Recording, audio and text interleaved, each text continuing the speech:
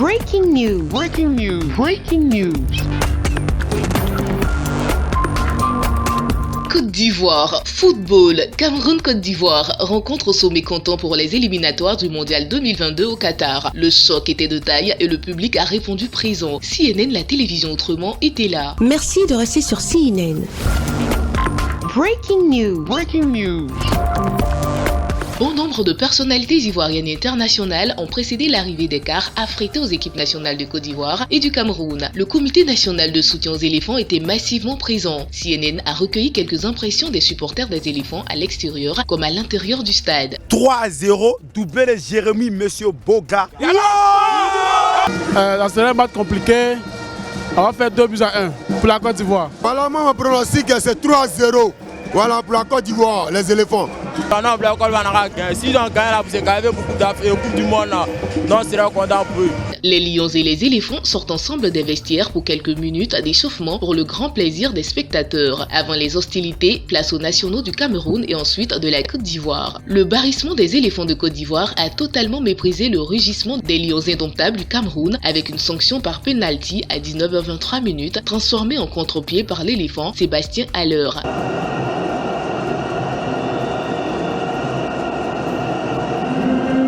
Logé dans la poule D avec en tête le Cameroun avant ce match de lundi 6 septembre 2021 au stade olympique Alassane Ouattara d'Ebempe à Niamey, proche banlieue d'Abidjan. Les éléphants tenaient à prendre la première place de ce groupe D. Après une sanction digne des éléphants déchaînés, le deuxième but survient à 19h33 minutes, soit 10 minutes après le premier et portant la grosse patte de l'éléphant à l'heure. Ce but fait souffrir Samuel Eto'o du haut de la tribune officielle qui lors de son entrée au stade fut remarquable par de cris stridents des spectateurs heureux de le voir au stade Ebempe, tellement Samuel Eto'o est adulé du public africain tout pays confondu. À la mi-temps, CNN est allé prendre le pouls de la souffrance des supporters des Lions indomptables. Il faut te faire play. Le Cameroun est mené.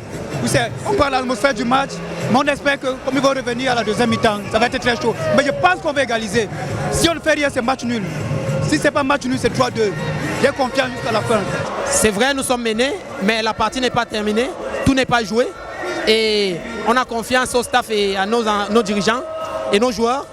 On sait que la situation peut changer à tout moment et les gars vont entrer étant plus engagés. Nous, on a l'habitude des grands événements. À la deuxième mi-temps, on va renverser et puis on remet les bandits à l'heure. Il faut respecter le pays d'accueil. Si on vous donne 2-0, ce n'est pas intéressant. On vous laisse marquer, maintenant vous allez voir le bœuf. Je suis très optimiste, le Cameroun ils vont changer le score tout à l'heure. N'importe comment on va réduire ce score. Je ne suis pas comme les autres, sinon dans les conditions c'est un peu difficile, mais je suis très sûr qu'on va réduire ce score. Nous avons une forte conviction qu'on va remonter le score et puis on va gagner 3-2. Nous avons une forte conviction, nous allons gagner. Le Lion est un peu fatigué, mais il va se réveiller à la deuxième mi-temps. Pour changer, la Côte d'Ivoire avec le Cameroun, c'est un derby africain. Mais quel que soit le cas, la Côte d'Ivoire va gagner la première. vous connaissez le score. Vous connaissez le score. Voilà, c'est 3-2. Un match se joue en demi-temps. Ils nous mènent 2-0, oui, on accepte. Mais regardez jusqu'à la fin du match. Bonsoir.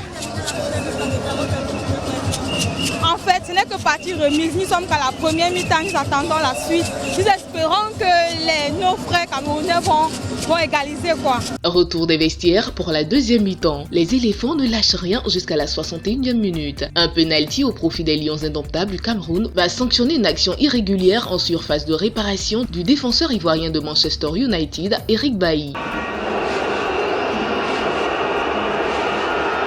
2-1, les supporters ivoiriens affichent un léger découragement mêlé de petites peurs. Mais le 11 national de Côte d'Ivoire est bien décidé à gagner ce match qui se solde par un score de 2-1 au profit des éléphants de Côte d'Ivoire qui de facto prennent la tête de la poule D. À la fin du match, la salle de presse du stade olympique Alassane Ouattara ouvre ses portes à la presse avec une première conférence en présence de l'entraîneur Patrice Paumel et de l'homme du match, auteur des 2 buts des éléphants de Côte d'Ivoire, crucificateur des Lions indomptables du Cameroun. Pour votre message de félicitations que je ferai passer aux joueurs, il faut féliciter les joueurs, tous les joueurs, ceux qui n'étaient pas aussi sur le terrain ce soir. Pour répondre à votre question, à la mi-temps bien sûr on fait un petit peu l'état des lieux, la fraîcheur et avec Seb on a discuté et il ne pensait pas pouvoir finir le match, il a fait beaucoup d'efforts et j'ai pensé le moment opportun, on s'est regardé, c'était le moment Il a fait beaucoup d'efforts défensifs. Il y avait de gros duels. Ce soir, c'était un combat de titans. Quand on voit les gabarits qu'il y a, que ce soit chez nous ou chez eux, c'était vraiment des duels âpres et impressionnants. Donc voilà, je l'ai fait sortir parce qu'à la mi-temps, on se l'était dit qu'il fallait faire entrer du sang neuf. Et les garçons ont fait le travail. Donc Seb a commencé et puis ceux qui sont rentrés ensuite ont fini le boulot.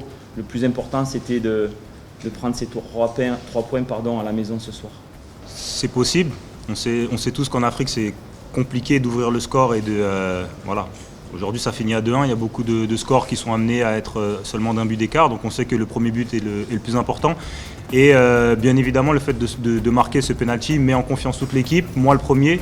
Et ça amène à créer des occasions et être beaucoup plus confiant pour amener le second but. Donc. S'en est suivi la conférence de presse des Lions Indomptables avec le malheureux capitaine du jour, l'entraîneur Tony Conceição et le traducteur. On n'a pas à se mettre la pression pour la suite des qualifications. Je crois qu'il y a encore 4 matchs qui nous restent à venir, mais parmi lesquels un match à domicile contre la Côte d'Ivoire, je crois que ce serait le match le plus important et le plus déterminant.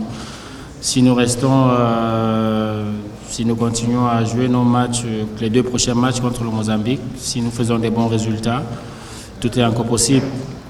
Aujourd'hui, vous avez vu, nous avons peut-être perdu. On a essayé, c'était un peu difficile, pas seulement pour nous, pour les 2 équipes de jouer sur cette pelouse-là. Mais je crois que le match retour au Cameroun, on aura droit à une très bonne pelouse et les 2 équipes vont mieux s'exprimer. Et là, on verra vraiment qui des 2 gardera la tête de cette poule-là. Nós fazemos uma convocatória de 23 jogadores, pensando na estratégia para cada jogo que vamos disputar. O jogo do Malawi teve uma estratégia, passou pela utilização do Choupo-Moting. Hoje a nossa estratégia passava pela utilização de outros jogadores. É verdade isso, porque os jogadores que jogaram nas laterais jogaram contra a Nigéria no jogo em junho e também jogaram nas faixas laterais, porque são jogadores que estão habituados a jogar também nas faixas laterais. Merci d'être sur CNN, la télévision autrement. Les programmes se poursuivent. Retrouvez en ligne toute l'info sur C-Web Info, 100% info non-stop.